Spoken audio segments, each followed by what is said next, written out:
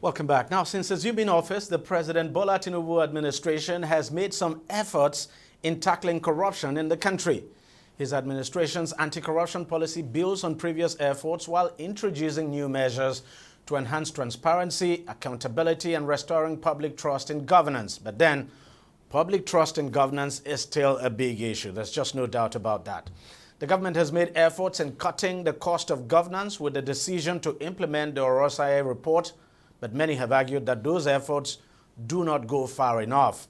The issue of local government autonomy is one that the government has been trying to resolve. Just recently, the government actually filed a case at the Supreme Court over the matter. Everyone is waiting to see how that pans out, actually. Now, despite reforms by the government to sanitize the judiciary, Nigeria's judiciary is still far from what many want it to be.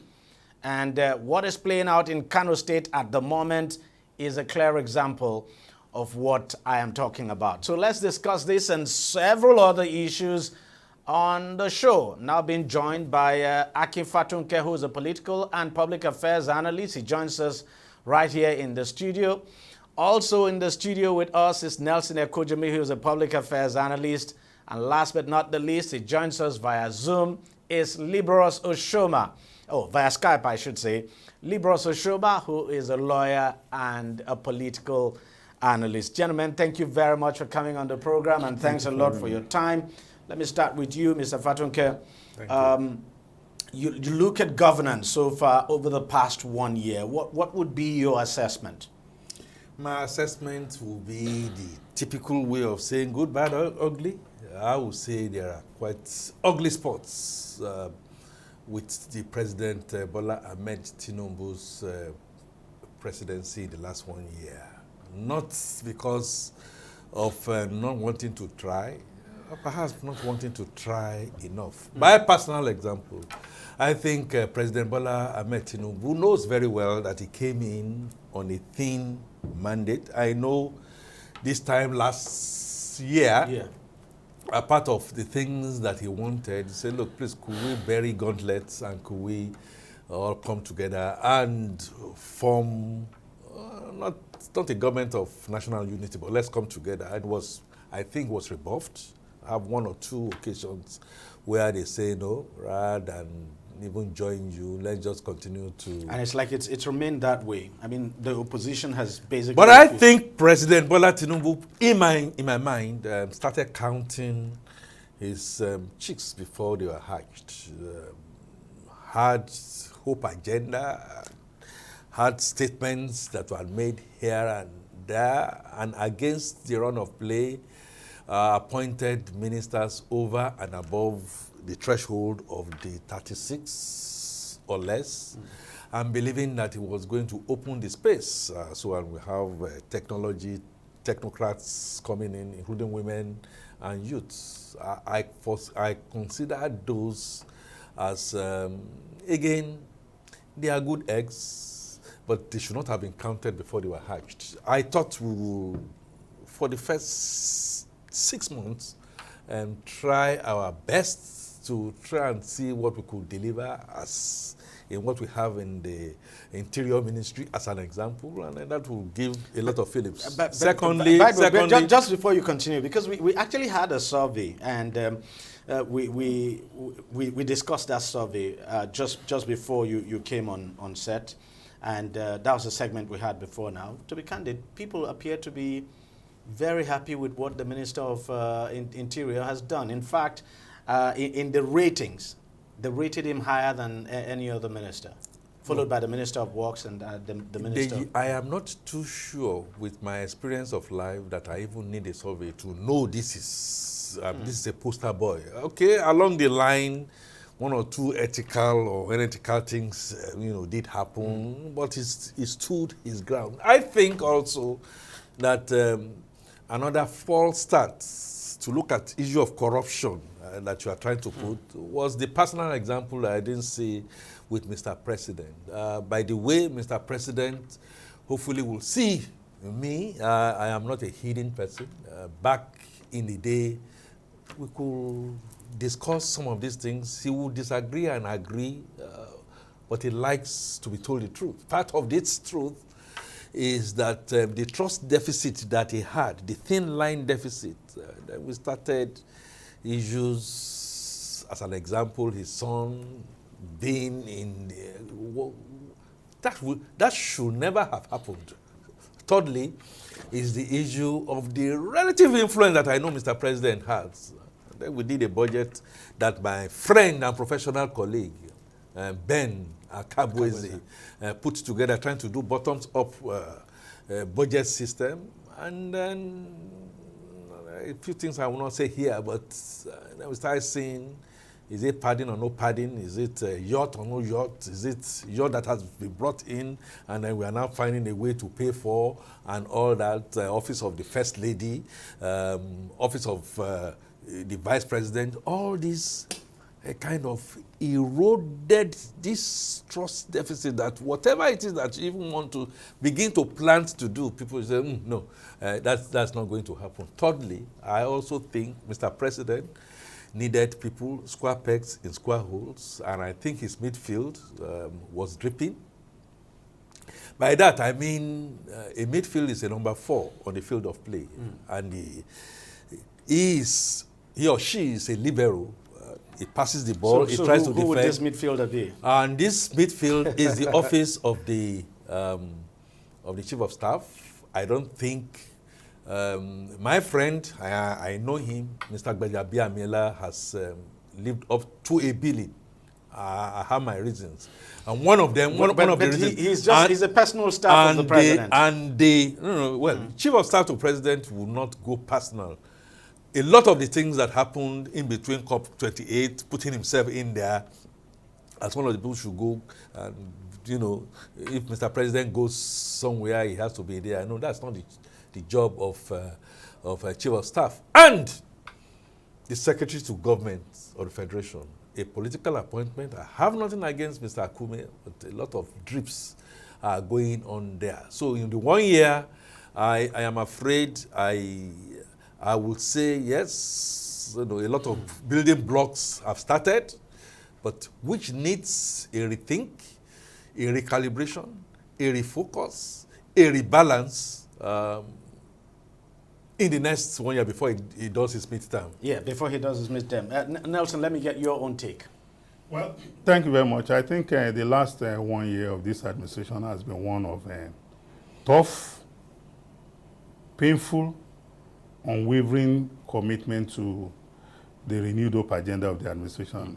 You cannot run away from the fact that the removal of fuel subsidy, the unification of the forex regime was meant to address the lacuna in the system, which was a conduit pipe for corruption. So we have seen prices of goods and services skyrocket, and at every point in time, the government has come out to tell you, look, we know you are encountering these pains, but be rest assured that there's light at the end of the tunnel.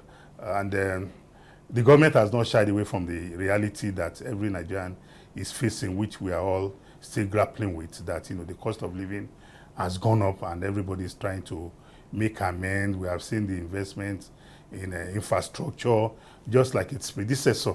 We have also seen its investment in power sector, the alignment and realignment, in which the Minister of Power came and told us the plain truth that the greatest challenge facing the electricity sector, the power sector, is lack of liquidity. And even though people don't want to accept, it's just like looking at your home. To power your home, you need to have, basic power ingredients. And if you don't have the resources to do that, you make do with, hogwash system, and you face epileptic power supply. We have also seen the Ministry of Interior, we were both together on the survey, and the perception of Nigerians is that this is the poster boy. And like Mr. Fatuke rightly said, the man has shown like a million stars among his colleagues. So by and large, it's been 1 year, it's been a turbulent year for everybody because the policies has affected the low, the rich, the mighty, and the weak. It does not discriminate against anybody. It's the reality we are facing. And one is happy that we have an administration in place that has not shied away from saying, we know your pains, we can feel your pains. It's not one that, talking in tongue in cheek. And the reality is that just like the Minister for Finance told us some few days ago, that the Ministry of Finance has done extremely well with the CBN governor in addressing the challenges of the forex system, in which they have addressed the artificial challenges. Now what we need is looking forward to put in place measures that will allow us to be a productive economy. We have seen the investments in agriculture, even though those investments are yet to yield. But you and I know for free that you don't plant corn or whatever produce today and expect to reap it tomorrow. It takes time. Everything has a lifespan. Okay. But we expect that going forward, these areas of challenges that we have identified, we must not also shy away from the tremendous work our security agencies are doing. Mr. President has assured that he is going to give them all the necessary support because we are talking about food inflation that we are grappling with. And a critical challenge to food inflation that has fuel inflation is the fact that our farmers can no longer go to their farm. There's the farmers' elders crisis, and President Bola Ahmed Tinubu has told us that he's going to put this issue behind us. We just hope, and it can be rest assured that where we need to add our voice to make things better, we'll do that. Where we need to speak up if we see the government going wrong, we'll also do it. We must also commend the government in the last 1 year for the student loan fund.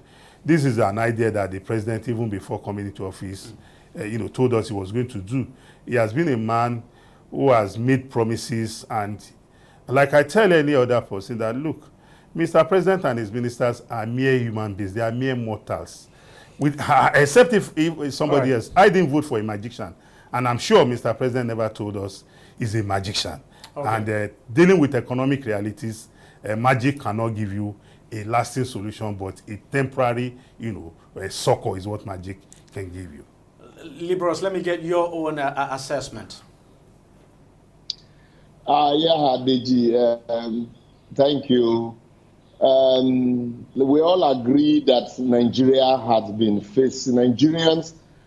facing, a lot of hardship. And we say that the essence of governance or the essence of government is the security and welfare of the people.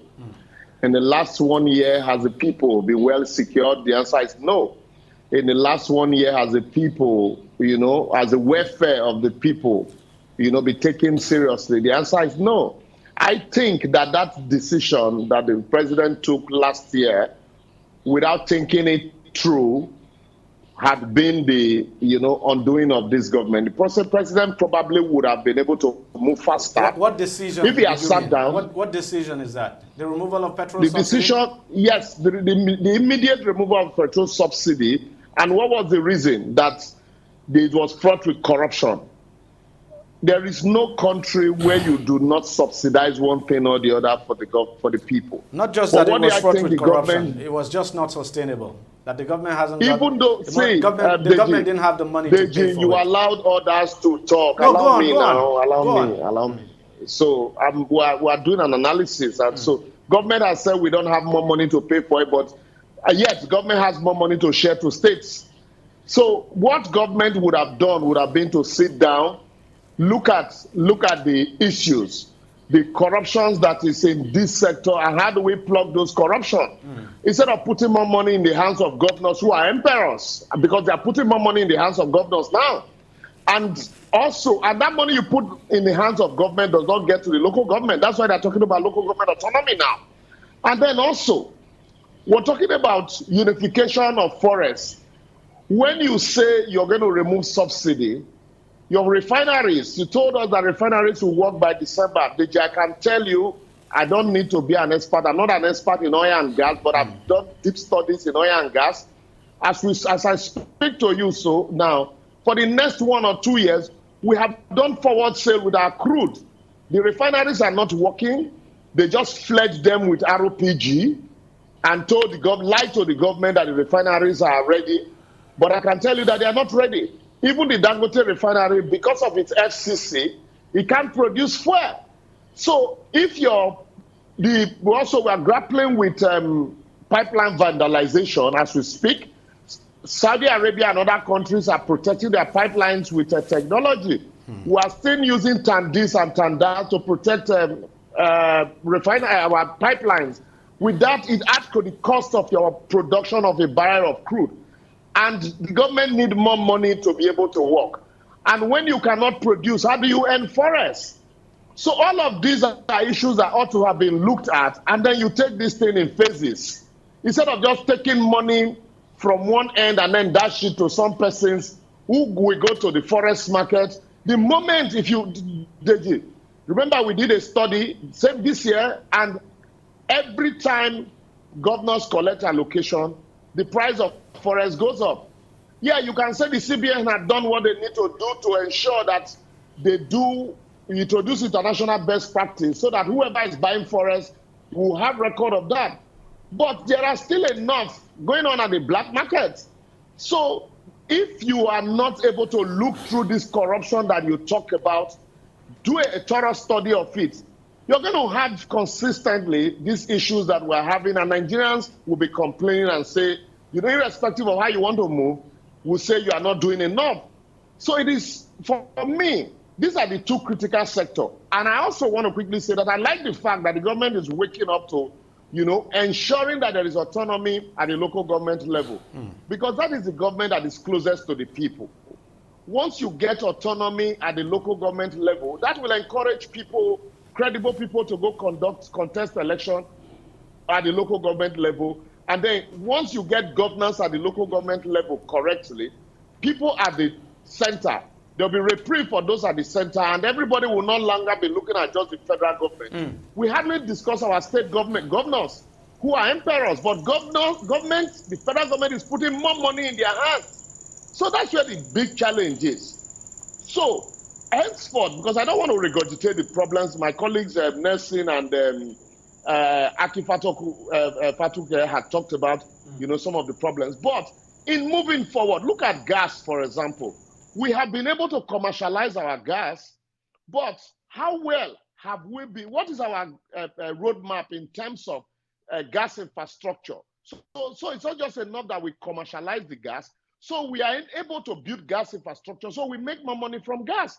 But all of this, you have a minister of gas, minister for petroleum for gas, nobody even knows that it's existing. You have a minister for petroleum for oil, these are the two major earners for any country.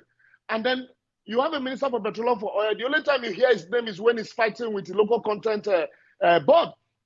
So I think we need to look at how do we earn more money from oil. Once you're able to earn much more than you're spending, nobody will be talking about cost of governance. Nobody will be talking about subsidy. Nobody will be talking about what the governors are, what the federal government is spending, or that the prices of goods are going up, because government will have more money to invest in other critical sectors. Agriculture, for example, what is our roadmap? What is our blueprint in terms of agriculture to return farmers to farm? We are talking about state policing and state security. We need to also encourage all of this so that the more money you are giving to governors, you also tax them to be responsible with the more money on their hands. So basically, these are my assessments. Okay, all right. Libros talked about something that I think is very crucial here, the issue of local government autonomy. And this president lately has decided to pursue that. I mean, there's a case at there's a case now before the Supreme Court. The former president did try to bring about autonomy for local government, but the governors at that time kicked against it.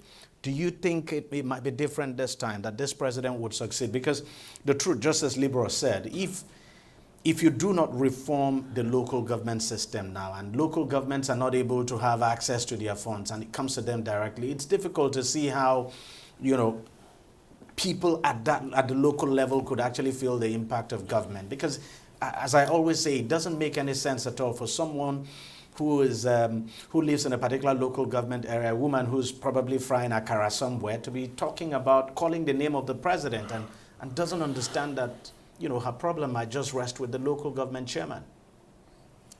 Thank you, Deji. And I dare say I talked about good, bad, ugly, spoken about the ugly, so I think this falls within my part of the bad. Without any prejudice to what my friend Nelson has also reeled out. Quite a number of good initiatives, from student loans, from trying to look at our issues frontally.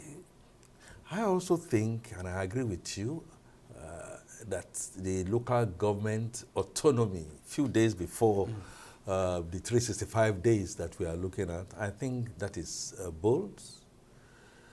But I'm asking myself some questions.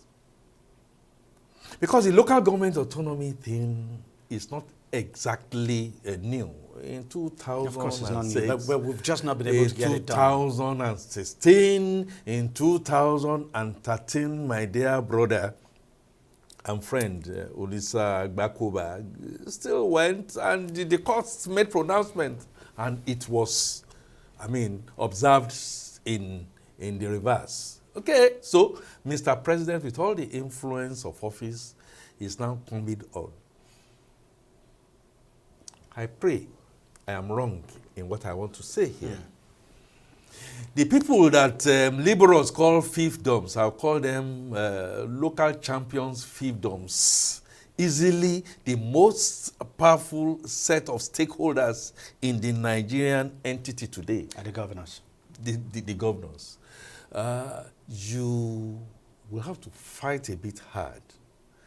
And I want to believe Mr. President will be able to persuade beyond making the laws and, the National Assembly. I know there are people in the National Assembly waiting to become governors, and they begin to say, former governors. I want to move into those fiefdoms. That is one area that I expect Mr. President, with all the influence within his ambit, to go forward, more of persuasion and more of making sure that we get that on. If that comes on, kudos. The other reason why I am having my comma and doubt is that stuff like what we are discussing about has happened in our polity in different times, indigenship, citizenship, issue of wanting to be truly fair to all segments of the Nigerian society in terms of, regional states. I know there are reasons for all that. And it got to the National Assembly, and the National Assembly people killed it. Now, I know that the rapport that I am beginning to see between Mr. President and the National Assembly, discounts some of the excesses that I think we've found. But it's also interesting that we're also seeing a push for this from the National Assembly. Just the other day, they debated it in the Senate, and even the lawmakers were saying local government elections should be conducted by INEC and not the State Electoral Commission. ISEC, yes, and I know. In fact, that is one aspect of it. But the issue about making sure that the local governments become operationally and financially, clear in terms of paying them straight. I think the governors are still not. I'm not sure we are all going to sleep and face the main side. I think Mr. President, on the bad angle, is taking a lot of bullets, and he need not be taking bullets. Liberals, my friend, spoke about a lot of money. He's the commander-in-chief. He should take the bullets. No, he shouldn't take bullets for bullets that should not be taken. One example, for instance, will be everybody is looking at the center. That's a problem. Is a system that we have, and I think the president is now trying to address that. So he's trying to address that, but frontally, the only way that can be addressed, I have no problems. Two things have come: issue of state police. The jury is out. Are we matured for it? Based on what we are seeing in Kano and based on what we are seeing in Rivers. And then this particular one, maybe little drops of water, I hope we'll be able to make a mighty ocean. The truth of the matter is, Deji and my fellow discussant, Nigeria is not working. No angel can come down and make Nigeria work with the way it is. And we need to, in my mind, wholesome restructuring. We must all get together and take decisions about how we are going to operate. We have not, I will not be able to resolve the leadership question in this country. If 2027 comes yesterday or today, we are still going to be in the same. Okay, let me just pause you there for just want of time. Nelson, the local government issue. How crucial is it? And do you think this president can really push this through? Fighting the governors as a group is really tough. Former President Muhammadu Buhari tried to do it. He did not succeed. This president is trying to do it. Do you think he will succeed? Well, I want to be optimistic that he will succeed because he's using the instrumentality of the law. Don't forget that any issue between the governments according to law, will only be, dealt with judicially by the Supreme Court. And the former government to also try to. The former government tried to do it through the process of lawmaking, and you and I know that another way of making a law in any society is through judicial pronouncement. Whatever judicial pronouncement comes from the court of law becomes a law. It doesn't have to be enacted by the Legislative Assembly. Looking at this issue, I think the issue of local government autonomy is one that we have debated for so long. And when this issue came up, one of the things that bothered my mind is that we're all aware how the state governments have tinkered with the local government administration that we don't even recognize where the local governments are located anymore. You will find in some states local government administration has a tenure of 2 years. In some states they have 3 years. In some states they have 4 years. So the existence of local government and their operations, which is guided by the Constitution, which is a law under the Constitution, has been totally eroded by the governors. So if Mr. President, in his wisdom, having looked at the failings of the previous administration, has decided to chart a new route, I think we should give him all the support, because talking about insecurity, talking about food inflation, talking about job creation, you and I know very well that if our local government are really functional, a lot of these problems will not be in existence. Even talking about power, electricity, nothing stops a local government from having its own electricity plant to power the local government, so that if you want to remain in darkness in your local government, that is your cup of tea. But this is how we want to live our life in my own local government. So I believe using the instrumentality of the law through the Supreme Court, I strongly believe is one good way, that we have to advance. Because like we say in the civil society movement, dare to struggle, dare to win. If you don't take a step, you won't know whether you'll get to the promised land. So, and maybe the president is doing this because he's come to realize that, look, if he wants his policies to actually make any impact at all at the local level, then maybe it's necessary to get local government. Because whatever the national government does, for instance, just as Libero said, state governments are getting a lot of money now, but the truth is that the money is not getting down to the local level. Even the local governments are getting a lot of money now. Getting nothing. Yeah. But so maybe that's just the reason. Liberos, let me just come to you on the issue of judiciary. This president promised to reform the judiciary. Have we seen the reform? When you look at what we're seeing in Kano and what we even saw in Rivers as well, would you say we have seen that reform?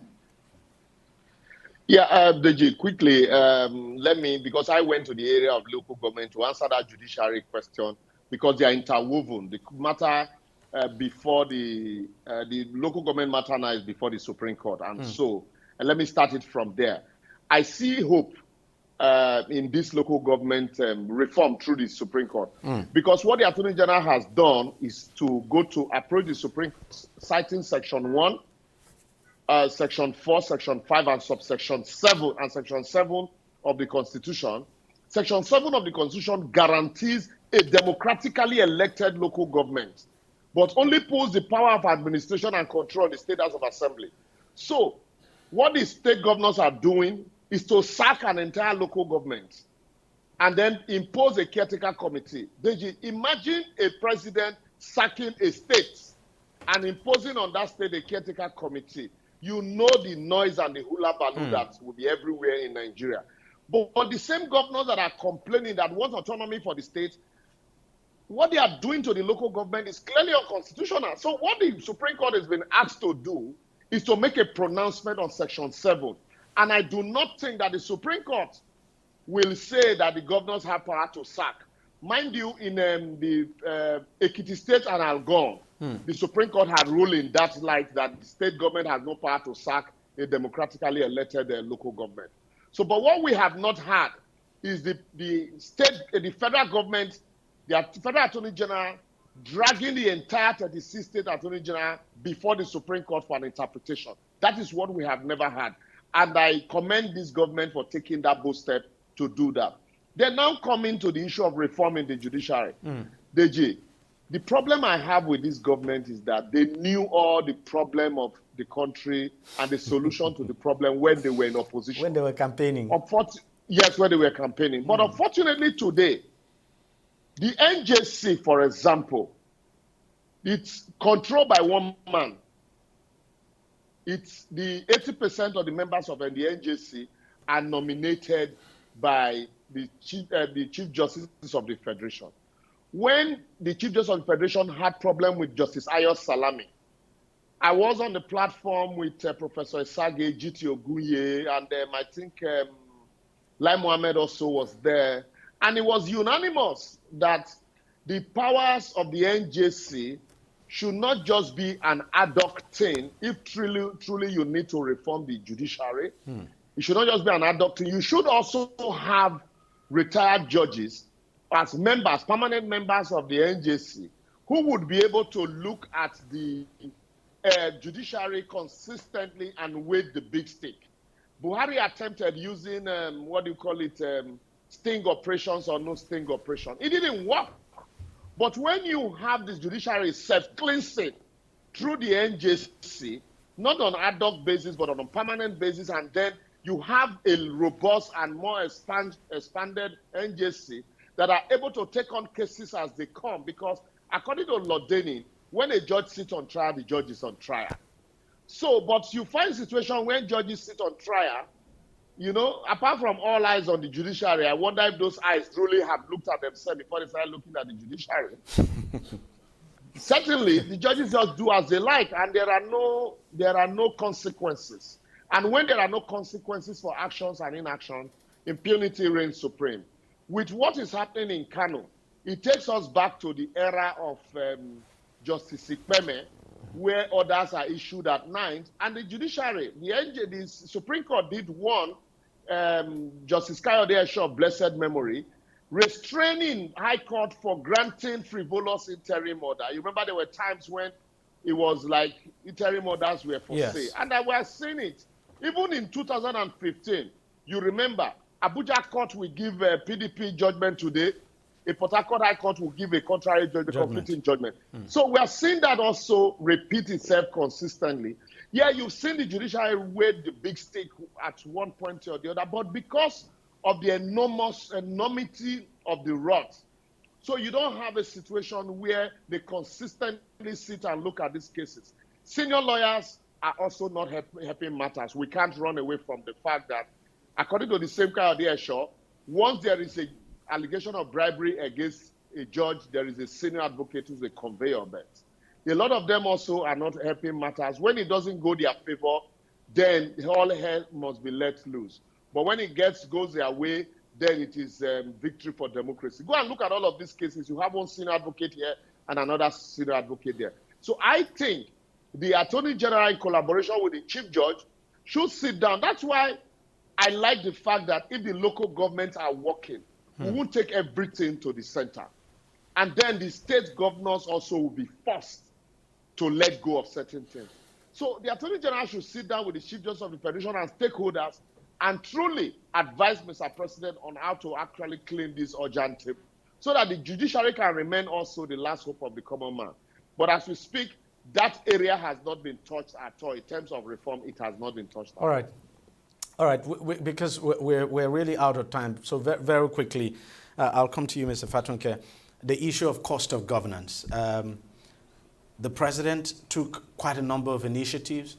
We saw the drastic cut in the number of ministers or delegation of the president to events, whether outside or within the country. The number of trips that ministers are allowed to embark on and all of that. We've seen that.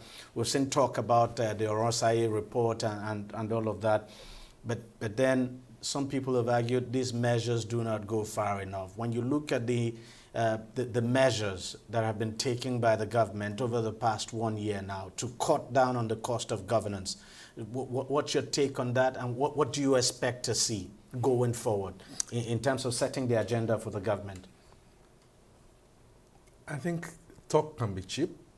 I want to see it practicalized. I also know that attempts were made to say, go ahead, I mean, for your entourage and all that kind of.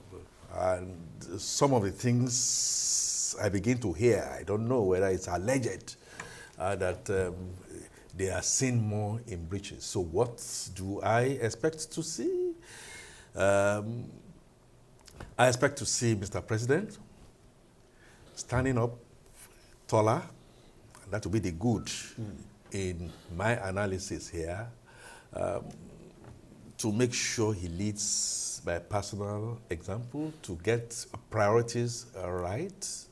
And once he's able and capable to demonstrate that, I think local government autonomy and looking at Section 7 that we are talking about and what Liberals is also hoping to see, and which I also am hoping to see, will now be the judiciary that should be the next line of action. Then he will have the moral and the ethical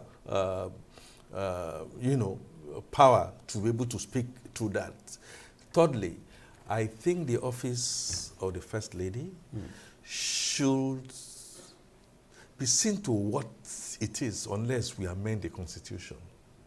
The First Lady came out and said that it is not Nigeria's money that they need to use. So if that is the case, I want to be sure.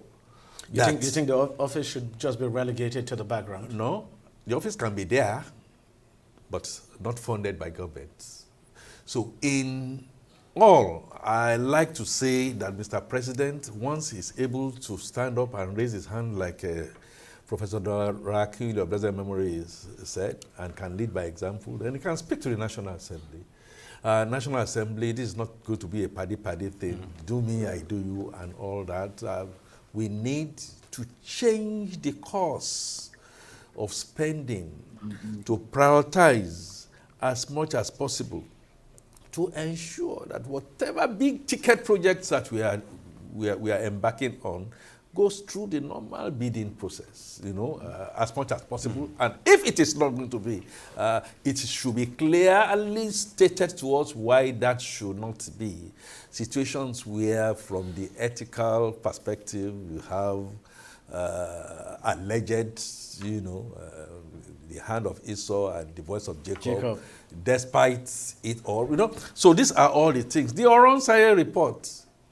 I hear that the Oronsai report... Not much has been said about it now. The Oronsai report should be implemented as it should be. And if you said we wanted to do an Oronsai report and then we have expanded the MDAs one way or the other, and quite a number of those MDAs,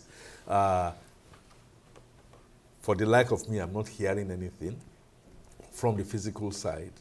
We need to. I also think Mr. President should earn our trust in ensuring that the cost of governance by living up to the prescription that he made, that he was going to review the double tax thing. Yeah.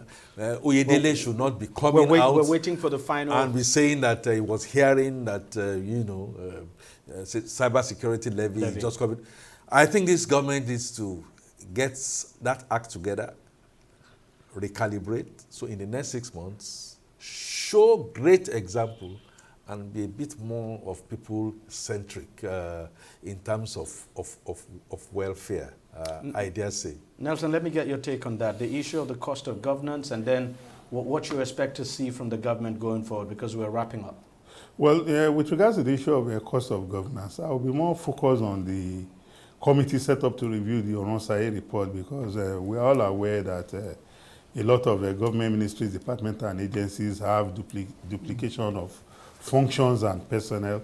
So we want to wait and see what becomes of the outcome of that review panel, such that we'll have a leaner, government. In that way, we'll be able to reduce the cost of governance. Then, talking about what the government should do going forward, a most important challenge that the government has on its hand now is how to address food inflation, because the cost of basic foodstuffs that the ordinary man on the street needs to survive is becoming unaffordable and inaccessible. So I expect that the Ministry of Agriculture, most importantly, will wake up to their calling and ensure that the agricultural policies that have been put in place by the previous administration of President Muhammadu Buhari is built upon, because the little relief, we might say, we got when, even during the COVID, was because President Muhammadu Buhari had, diverted the attention from importation of, basic staple food like rice to local production. That is why the Abakaliki rice that I used to hear about when I was a young boy of about 18, now that I'm 50 plus, I was able to see it in reality. That means that policy was a success, even though we recognize that there were some challenges. So I expect that food inflation, then the security agencies need to be given all the necessary support to address the insecurity, because if insecurity still persists, then this food self-sufficiency that we are looking at will become a mirage, and I don't want it to continue in that way. Libros? Deji, like I said, I will not run away from it consistently. The issue of importation and forests, they go together, they go pari passu. So when most of your produce are imported, we hardly manufacture here. What are we doing to stimulate manufacturing? We're not even looking in that direction. And that's why government need to work more to earn more, so that you can cushion the spiraling effect of the naira to dollar. We can't run away from it, because the more the dollar keeps going up, if you like, chase all their bookies in this country, once the dollar keeps going up, the cost of goods and services will keep going up. And the cost of replacement will now also push up the cost of the staple food in the market. And then you now talk about insecurity. If you go and the roads are bad, you're talking about PMS also now. We need to charge NNPC, for example. You have depot across the country. What is wrong with you pumping your product through pipelines, protecting the pipelines properly using technology, and ensuring that I don't have to truck PMS from Lagos to Maiduguri and lost a lot of man hours? That will add to the cost of the man who is going to buy it to blend his tomatoes or to barb hair, because he also will need to add to the cost to be able to buy foodstuff. So all of these are multiplying effect. That is why I said at the opening that there is no country, there's no economy where the government does not subsidize one thing or the other. And so on the issue of cost of governance, we still agree that the ministers are too many. Let's even start from there. You have so many ministers. Take, for example, Minister of Blue Economy. I've never heard of him in the news at all. Apart from the Minister for Interior, the Minister for Aviation, the Minister for Works, even the Minister for Humanitarian Disaster started well, but the banana peel took her away. So there are so many ministries you hardly even hear of these days, and you ask, what are they doing? So we need, in reducing cost of governance, even though some persons, when I heard that they want to merge ICPC and EFCC, people who were abusing government for not being effective. The moment they knew it was going to affect their salaries, all of them started crying that, no, you can't mess this. Our policing, we also need to have effective policing, whether we like it or not, no matter how far we run away from state policing and local government policing. In the 60s, we had the Ibadan Native Authority, Lagos Council Native Authority. These were local policing. So we need to go back, sit down, and win the trust of the people. And in winning the trust of the people, the first thing is food. The next thing is the price of, very basic things. And the third is government need to earn more money. It is the more money that the government earn that they'll be able to provide them. Absolutely. So that we don't, 2 years from now, we don't come back again and say government is putting policy, and the policy is not yielding anything. Thank you. All right, gentlemen, I want to thank you very much for coming on the program. Thank you so very much for your time. Mr. Akin Fatunke, thank you very much for coming, and thanks for your incisive analysis. It's a pleasure. Nelson Okujimi, thanks a lot for your time as well. You've been with us all through the show. And Libro Soshoma, thanks as always. You are, of course, a distinguished senator of the House. So... Well, I thought he's the Lord Denning of the House. No, he's a distinguished senator. You left my position. I was supposed to be in the House with Nelson. You didn't mention my position. Okay, of course, you are the chairman. You are the chairman of the group. So I'm the only one that's left out. Nelson is the chairman of the group. I'm the only one that's left out. You've just come from another, you've come from a Senate in the diaspora. Yes, exactly. Yes. Okay, so thank you very much. You've come from another parliament, and we welcome you. Thank you so much. Thanks a lot for your time, and thank you, everyone. Thank you. Well, that's it on the program. We thank you very much for staying with us all through it. We'll see you again next time. Bye-bye.